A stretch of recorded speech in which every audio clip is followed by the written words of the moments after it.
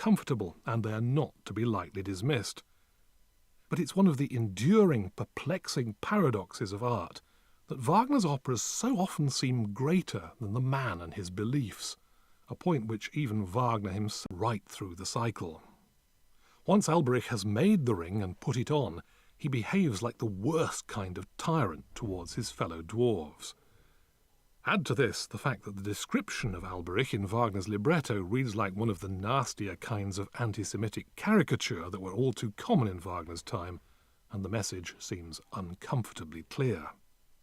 But the point at which Alberich has the ring wrenched from his grasp, and his subsequent humiliation by the gods Wotan and Loge, is a horrible moment, and it's clearly meant to be. Wagner himself admitted that he felt compassion for Alberich at this moment.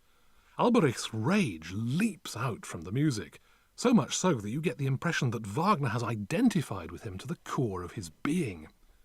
And Alberich certainly gets his revenge. "Just as I came by this ring through a curse," he says, "now I curse the ring. Let each one who wears it die, slain by its spell."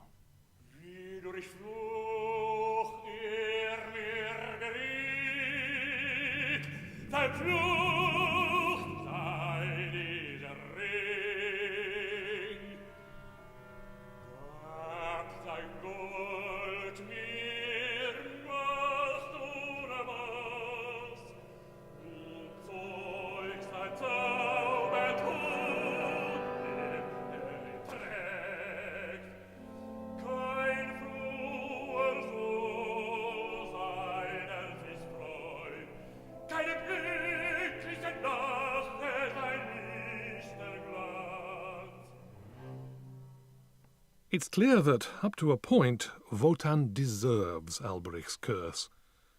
Wotan's motives may not be entirely dishonourable, but it's through him above all that we come to understand how the pursuit of power corrupts.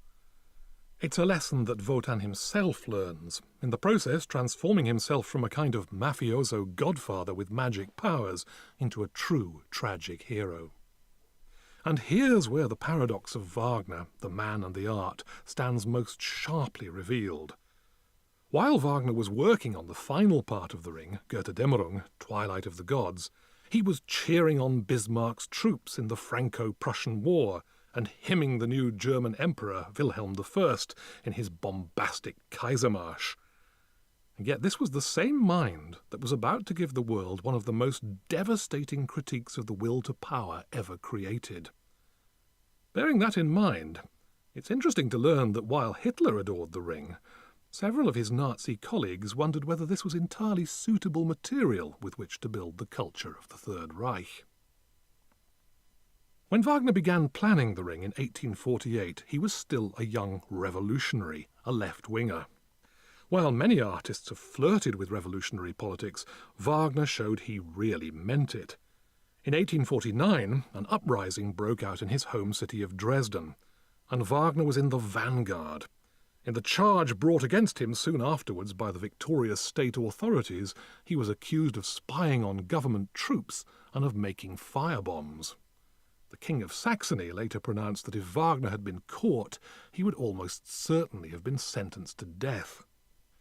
While it's true that Wagner's ideas changed significantly later on, especially when he discovered the